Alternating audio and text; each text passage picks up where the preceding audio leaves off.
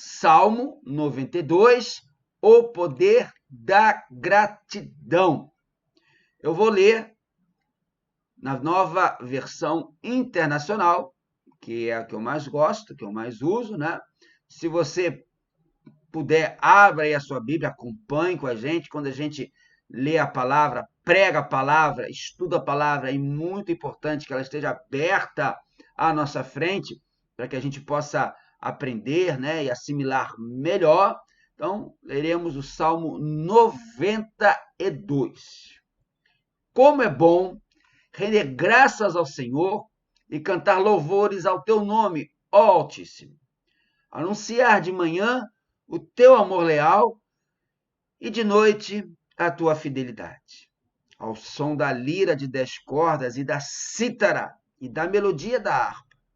Tu me alegras, Senhor, com os teus feitos, as obras das tuas mãos levam-me a cantar de alegria. Como são grandes as tuas obras, Senhor, como são profundos os teus propósitos. O insensato não entende, o tolo não vê. O verso 7.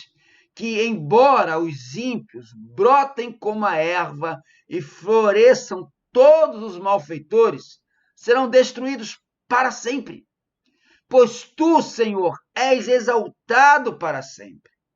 Mas os teus inimigos, Senhor, os teus inimigos perecerão, serão dispersos todos os malfeitores.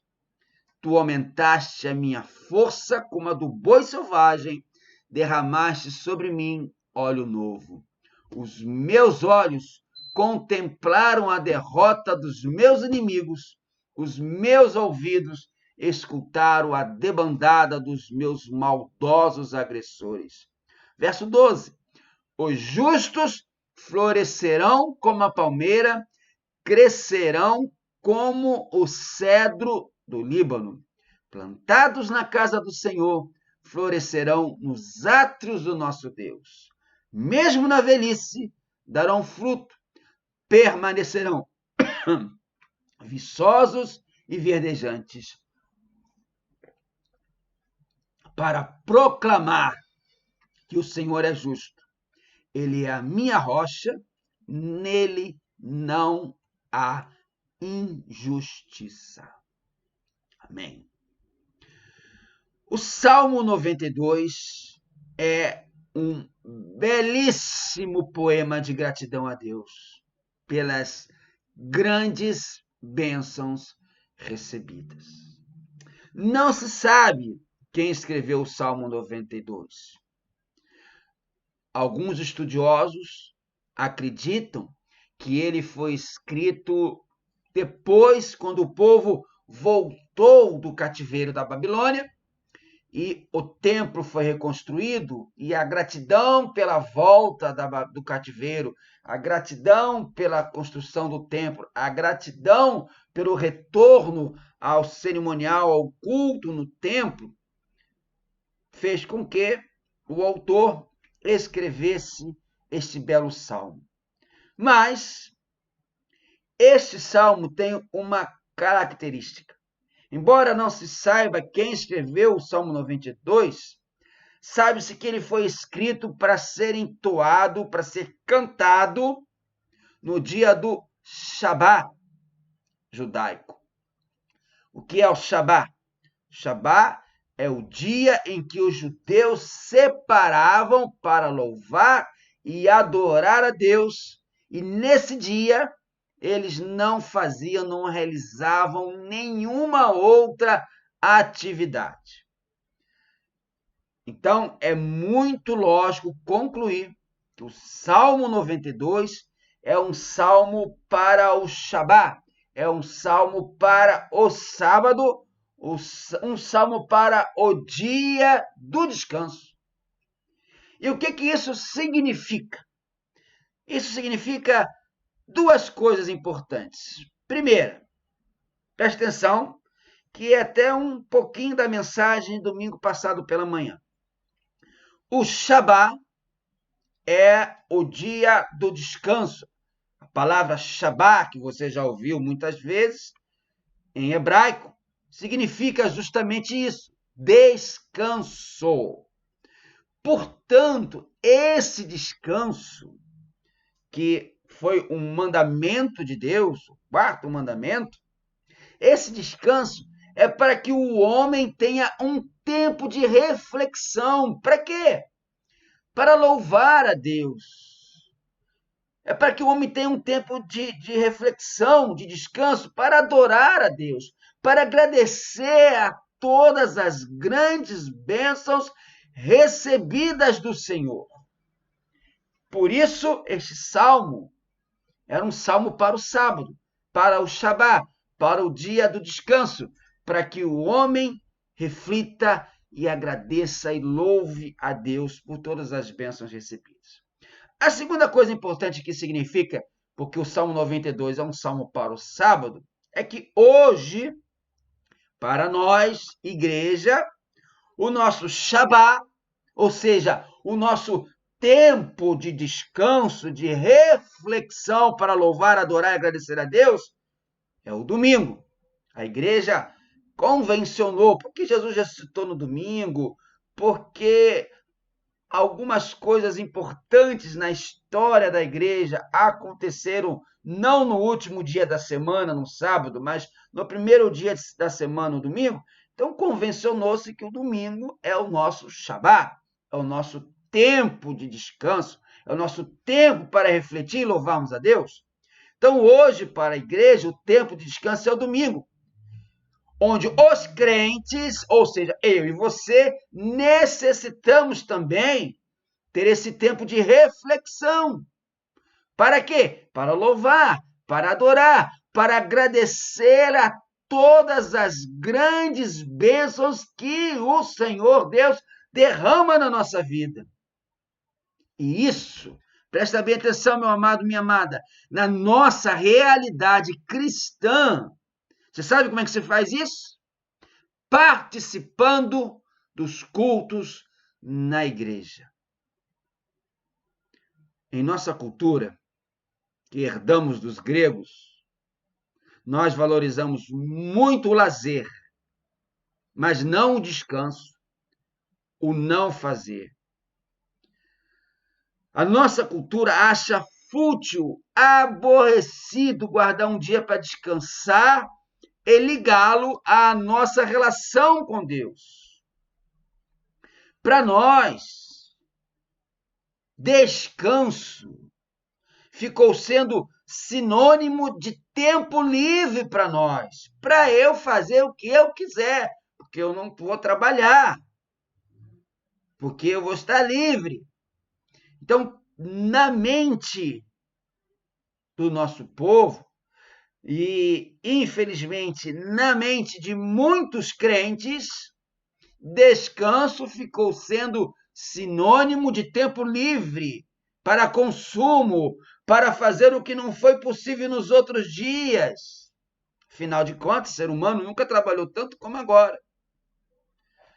As pessoas, os crentes, já não lembram mais que o dia do descanso tem a ver com o sagrado.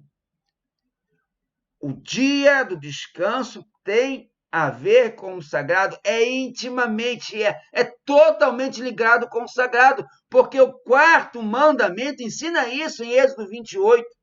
Lembra-te do dia de sábado para santificá-lo. E você sabe muito bem que santificar significa separar para Deus. Algo santificado é separado para Deus. Quando eu me santifico, eu estou me separando para Deus, para eu honrar a Deus, para eu louvar a Deus, para eu me libertar dos pecados e me consagrar a Deus. Isso é ser santificado. Portanto, quando o Senhor instituiu o quarto mandamento, quando nós lemos lá em Êxodo capítulo 20, verso 8, lembra-te do dia de sábado para santificá-lo, quando o Senhor instituiu o quarto mandamento, nós podemos entendê-lo perfeitamente desse modo assim, ó. Lembra-te do dia do descanso, pois ele foi separado para mim, diz o Senhor.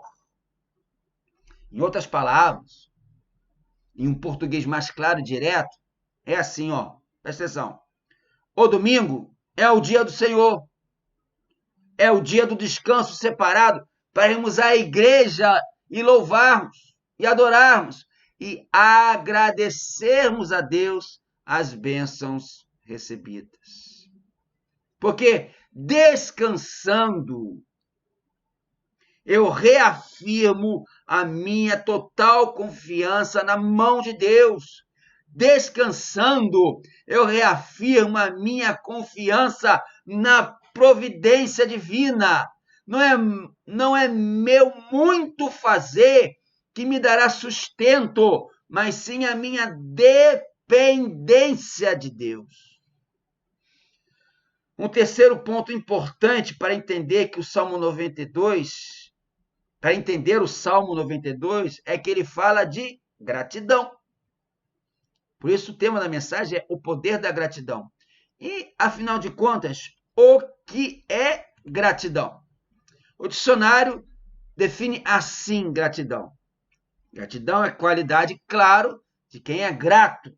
Gratidão é o reconhecimento de uma pessoa por alguém que lhe prestou um benefício, um auxílio, um favor. Gratidão é agradecimento. Agora, olha só que interessante. Eu não sabia. Depois que eu li o dicionário, que eu fui entender mais um pouco a respeito de gratidão. A palavra gratidão deriva da palavra em latim gratia, da onde vem a nossa palavra em português graça. Então, pega a visão. Pega a visão. Gratidão deriva da palavra em latim gratia, que quer dizer graça, onde nós entendemos que gratidão é diretamente, é profundamente, é tremendamente ligada à graça de Deus. Gratidão e graça, tudo a ver. E graça, você sabe muito bem que vem de Deus para nós.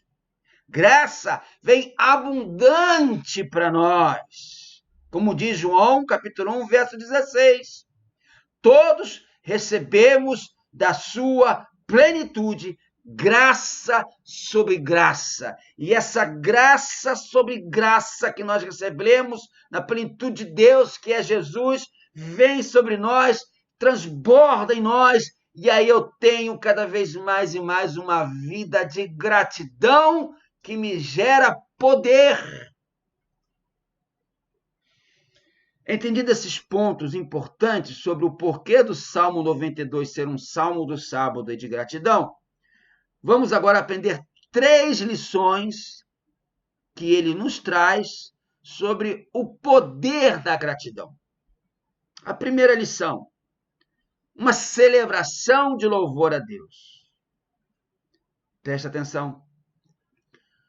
Quando o homem se volta para louvar a Deus, a sua mente, o seu coração são levados a pular de alegria, a exultar de alegria, a se encher de alegria diante da grandeza desse Deus. É o que podemos ver nos versos de 1 a 7. Eu vou ler só algumas partes dos versos de 1 a 7, para não ler tudo de novo, para você ver, quando nós nos voltamos para louvar a Deus, a nossa vida transborda de alegria diante da grandeza desse Deus. Olha o que diz o verso de 1 a 7 do Salmo 92. Bom é render graças ao Senhor, anunciar de manhã o teu amor leal, e à noite a tua fidelidade, sobre a lira de 10 cordas, a cítara, a harpa, pois me alegras, Senhor, pelos teus feitos. As obras das suas mãos me levam a cantar de alegria. Quão profundos os teus pensamentos, teus propósitos. O homem tolo, nem o insensato entende isto. Quando os ímpios brotam e florescem, é para serem destruídos para sempre. Realmente, a percepção do salmista a respeito da pessoa de Deus é tremenda, é maravilhosa. O salmista que escreveu, o autor do Salmo 92, percebe, diante da reflexão sobre o Deus, o Criador, o quão poderoso o Senhor Deus é. Se você contemplar, ontem à noite eu estava assistindo um videozinho da sonda que a NASA, a Agência Espacial Americana, tem lá em Marte. E ela estava transmitindo uma visão do céu noturno em Marte. Vamos lá, a atmosfera é muito diferente da nossa, né? Rarefeita, não tem poluição. E, irmãos, que céu estrelado! A câmera da sonda mostrava um céu quase que só tinha estrelas, quase que você não via pontinhos, partes pretas do espaço, era só estrela. E sabe o que eu pensei isso? Aquilo ali é só uma infinita, uma pequenina, aquele céu coalhado de estrelas. É uma pequenina parte do universo que o nosso Deus criou. Quando nós paramos para pensar sobre o Deus Criador, nós vamos entender quão poderoso o nosso Pai do céu é.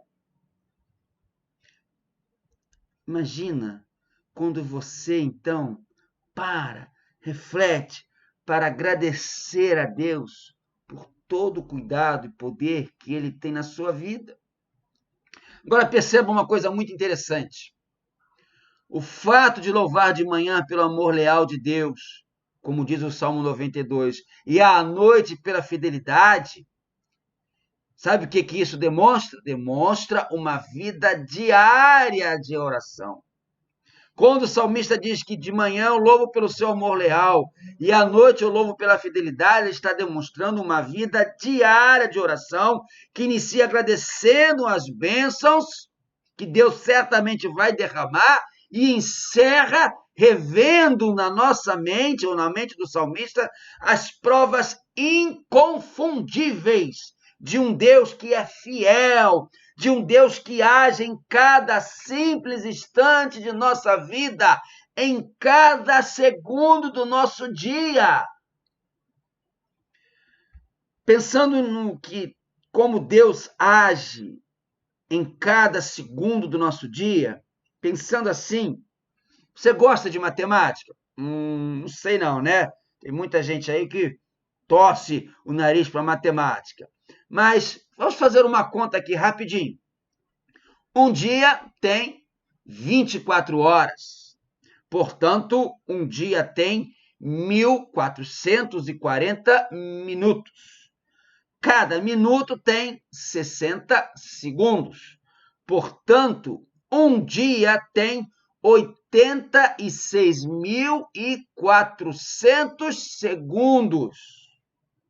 Deus age de manhã, tarde e noite, de madrugada. Deus age 24 horas por dia na nossa vida. Deus age em cada segundo do nosso dia. Então, são 86.400 vezes que Deus age na sua vida por dia.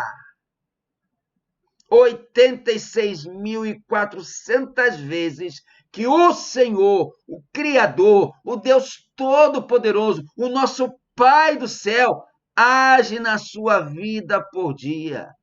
Você já parou para pensar isso e louvar a Deus por isso? É tremendo, é maravilhoso. E além do deslumbramento diante da contemplação das obras do Senhor, fica aqui também um convite do salmista a meditar a respeito do que seriam os profundos pensamentos de Deus, quando ele escreve no verso 5, como são grandes tuas obras, como são profundos os teus propósitos. Meu irmão, minha irmã, às vezes a gente passa por momentos que não estamos entendendo o porquê. Hoje eu conversei com uma pessoa justamente sobre isso. Ele não entendia o porquê passava por aquilo, mas ele estava em paz, porque entendia que era a vontade de Deus, e ele sabe que a vontade de Deus, que os propósitos de Deus são profundos. Como diz o Salmo 92, verso 5, ouve a Deus, agradeça a Deus, exulte o Senhor, adore o Senhor, porque 86.400 vezes por dia Deus tem profundos, poderosos, maravilhosos propósitos para a sua vida. Versos 6 e 7, o salmista aborda um problema muito grave, que é o problema do mal. O problema do mal.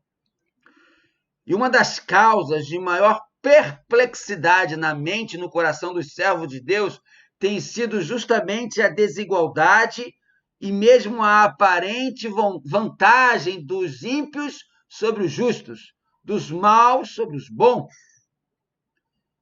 Prosperidade, vida folgada e feliz parece que os ímpios têm. Ao passo que os servos de Deus, que são piedosos, tementes, enfrentam muitos problemas e tristezas na sua vida. Mas, meu amado irmão, presta bem atenção no que eu vou te falar agora. Não esqueçamos que o nosso Deus, o nosso poderoso Deus, sempre tem um plano para as nossas vidas. Deus, presta bem atenção no que eu vou te falar agora. Deus sempre tem um plano para a sua vida. Agora, perceba que é algo curioso. Você certamente já ouviu falar na expressão plano B. Plano B. Essa expressão plano B geralmente vem nos filmes de ação, quando os heróis do filme têm que fazer algo muito difícil, complicado, praticamente impossível. A isso eles chamam de plano A. Mas, se esse algo difícil, complicado, praticamente impossível der errado, o plano A,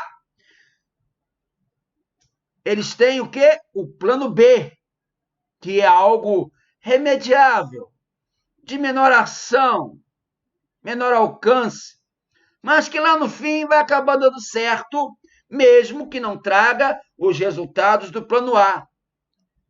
Pois bem, meu amado, minha amada, preste bastante atenção nisso. O nosso poderoso Deus nunca tem um plano B para a sua vida. O nosso poderoso Deus sempre tem um maravilhoso e poderoso plano único para a sua vida. Confie nisso.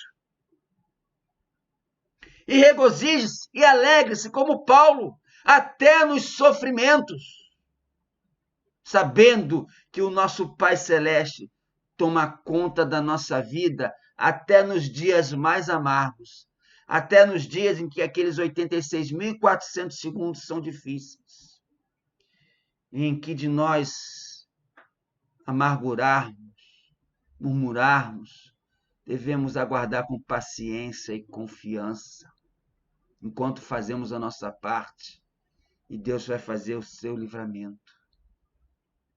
Segunda coisa que a gente aprende aqui do Salmo 92, o regozijo e a confiança do justo no governo divino. Vamos dar aquela pincelada nos versos de 8 a 15. Pois tu, Senhor, és exaltado para sempre. Os teus inimigos perecerão, serão dispersos. Tu aumentaste a minha força. Fui ungido. Os meus olhos já viram, os meus ouvidos já ouviram a derrota dos meus inimigos. Os justos florescerão como a palmeira, estão plantados na casa do Senhor, florescerão nos atos do nosso Deus, na velhice darão frutos para proclamarem que o Senhor é justo, Ele é a minha rocha e nele não há injustiça. O salmista aqui afirma que os inimigos de Deus serão vencidos e perecerão, enquanto seu povo será honrado. Deus vai triunfar sobre todos os ímpios. Jesus Cristo será o vitorioso da última batalha. O Apocalipse é o final de uma história, de uma epopeia, da qual o vencedor é o Cordeiro de Deus, é o nosso Senhor Jesus Cristo.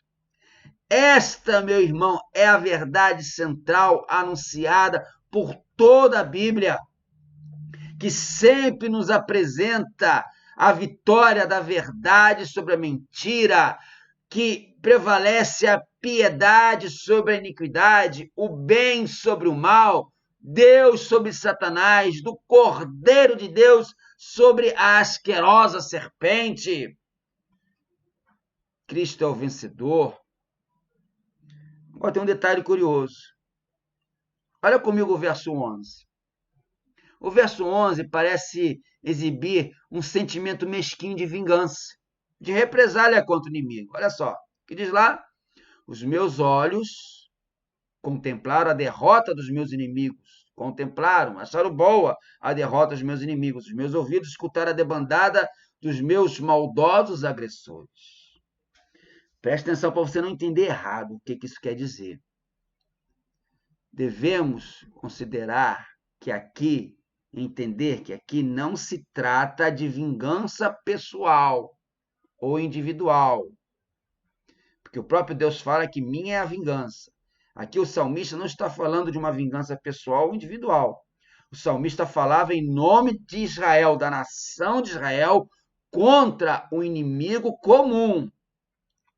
Eu escutei certa vez o pastor Hernandes Dias Lopes pregando, ele disse o seguinte, ó, o crente não deve fazer inimigos, mas o crente tem inimigos. O crente não deve fazer inimigos, mas o crente tem inimigos. Não deve o crente nutrir sentimento de vingança pessoal, mas deve alegrar-se em saber que os ímpios serão afinal derrotados. A causa de Deus será triunfante contra todas as hostes dos inimigos. Deus será triunfante sobre todos os cruéis adversários. E muitas vezes, Deus será triunfante sobre os nossos inimigos, sobre os cruéis adversários, até pela conversão desses nomes, dessas pessoas, ao nome de Cristo. Quando um inimigo aceita Jesus, essa é a maior vitória que podemos ter. Alguns dias atrás, uma pessoa famosa faleceu e pipocou aí nas redes sociais essa pessoa falando mal de Jesus. E eu pensei, quando essa pessoa ficou doente, que testemunho maravilhoso não seria se essa pessoa curasse, aceitasse a Jesus, ao invés de chincalhar, de falar mal de Jesus, desse um testemunho da sua cura e da sua libertação. Assim que tem que ser? Bom, já falei que o Salmo foi escrito para o culto semanal aos sábados. O culto era muito solene, empregava instrumentos musicais. Então nós devemos louvar ao nosso Deus com os nossos lábios, com os nossos instrumentos musicais, com um sincero louvor, com tudo para que nós possamos realmente celebrar a Deus, a sua justiça, a sua graça. Terceira e última coisa que nós aprendemos do Salmo 92 para ter poder do agradecimento. Você deve viver agradecendo a Deus por todas as 86.400 vezes que Ele age no seu dia. Viva, meu amado, minha amada, viva cada dia agradecendo a Deus por tudo e por todas as coisas que Ele faz na sua vida. Pois é isso que ensina o verso 1, como é bom render graças ao Senhor. Eu escrevi essa semana no Bom Dia da Palavra, as vitórias de ontem não são garantias da vitória de amanhã. Portanto, louve a Deus pelas vitórias que você tem hoje. Como é bom render graças ao Senhor. E entenda que agradecer é uma ordem de Deus. Está lá em 1 Tessalonicenses, capítulo 5, verso 8. Deem graças em todas, veja bem o que diz a palavra, em todas as circunstâncias, no bom e no mal. Deem graças em todas as circunstâncias, pois esta é a vontade de Deus para vocês, ou para nós, em Cristo Jesus. 1 Tessalonicenses 5,18. Colossenses 4,2 também diz isso. Dediquem-se à oração, estejam alertas e sejam agradecidos. Agradeça a Deus por todas as 86.400 vezes que Deus age no seu dia. Entenda, meu amado, que agradecer é mais agradável ao Senhor do que um sacrifício. É o que diz o Salmo 69, verso 30 e 31. Louvarei o nome de Deus com cânticos, proclamarei a sua grandeza com ações de graças. Isso agradará ao Senhor mais do que bois, mais do que touros com seus chifres e cascos. O Salmo 51, verso 17, você conhece bem. Os sacrifícios que agradam a Deus são um espírito quebrantado, um coração quebrantado e contrito a Deus não desprezarás. Agradecer a Deus é um poder porque você consegue agradar a Deus e nós temos que viver agradando, louvando a Deus. Agradecer, render graças ao Senhor é o que todo crente deve fazer. Salmo 107, versos de 1 a 2 nos diz isso. Deem graças ao Senhor porque Ele é bom. O seu amor dura para sempre. Assim o digam os que o Senhor resgatou, os que livrou das mãos do adversário. Porque quando você agradece a Deus por tudo e por todas as coisas, quando você agradece a Deus por todas as 86.400 vezes que Deus age e abençoa o seu dia, você o louva, você glorifica a Deus, você adora a Deus, você honra a Deus. É o que Paulo fala em 2 Coríntios 4,15. Tudo isso, olha o que fala a palavra, olha o que fala a Bíblia Sagrada, tudo isso é para o bem de vocês, para que a graça que está alcançando um número cada vez maior de pessoas faça que transbordem as ações de graças para a glória de Deus. Todas as 86.400 vezes que Deus age no seu dia, meu querido, é para que as ações de graças que você dê glorifiquem a Deus. E, finalmente, o ponto para mim que é tremendo dessa terceira parte da mensagem. Preste atenção. Quando você agradece a Deus, quando você exalta a Deus, quando você glorifica a Deus, quando você louva a Deus, quando você adora a Deus, quando você honra a Deus com a sua vida, com a sua voz, com o seu louvor, o seu testemunho fala muito alto. Quando você glorifica a Deus com a sua vida, com a sua voz, o seu testemunho fala alto para aqueles que precisam de Jesus. Como foi o próprio exemplo de Jesus, lá em João capítulo 11, versos 41 e 45, quando o Senhor Jesus ressuscita Lázaro. Então, tiraram a pedra, Jesus olhou para cima e disse, Pai, eu te agradeço, porque me ouviste. Muitos dos judeus que tinham ido visitar Maria, vendo o que Jesus fizera, creram nele. Amado, amada, quando você glorifica a Deus, quando você agradece a Deus pelas 86.400 vezes que Deus age na sua vida por dia, você está dando um grande testemunho, você está abençoando a vida das outras pessoas, você está proporcionando que as outras pessoas queiram a Jesus, queiram esse Deus maravilhoso, que faz maravilhas na sua vida e que vai certamente fazer maravilhas na vida deles. Eles queiram Jesus Senhor, o Senhor Salvador, o Senhor que perdoa os pecados, o Senhor que leva para o céu, o Senhor que arranca as pessoas do inferno. Concluindo. Para concluir, vou terminar com uma pequena, mas interessante história. Veja só que interessante história que eu oro para que fique guardado no seu coração. Foi verdade isso. Um senhor de 93 anos, após se recuperar do Covid-19 no hospital lá na Itália, ele foi avisado pelos médicos que teria de pagar a conta do respirador que ele utilizou por um dia. Aquele homem de 93 anos começou a chorar. O médico, então, o aconselhou a não chorar sobre essa conta, porque salvou a vida dele. Mas o que esse senhor de 93 anos falou fez os médicos chorarem. Sabe o que ele falou? Eu não estou chorando por conta do dinheiro que tenho que pagar. Eu posso pagar esse valor. Eu choro, pois eu tenho respirado o ar de Deus por 93 anos. Mas eu nunca paguei por isso. Custou-me 500 euros para utilizar o respirador do hospital por um dia. Você imagina o quanto eu devo a Deus? E eu nunca agradeci a Deus por isso antes. Essa história resume toda a palavra do Salmo 92. O poder da gratidão. Agradeça a Deus. Você vai testemunhar de Deus, porque Ele age 86.400 vezes por dia na sua vida.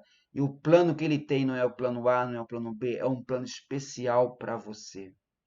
Você quer orar comigo? Senhor, como salmista de séculos atrás, nós também, Pai, queremos hoje celebrar as tuas obras, a tua justiça. Ó Deus, queremos celebrar a tua graça.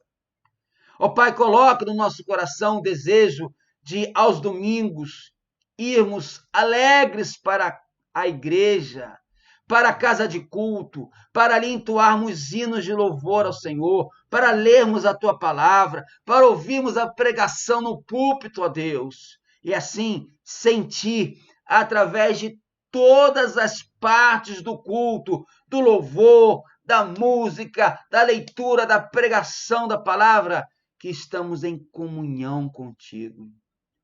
Pai, nós queremos sentir Jesus no nosso meio, porque estaremos reunidos no seu nome, porque ali é a casa do Senhor. E em cada dia da minha vida, ó Pai, em todos os 86.400 momentos do meu dia que o Senhor me abençoa, eu quero ter um coração eternamente grato, com esse poder, abençoar a minha vida e a vida das outras pessoas. Eu oro em nome de Jesus. Amém. Bem, meu querido irmão,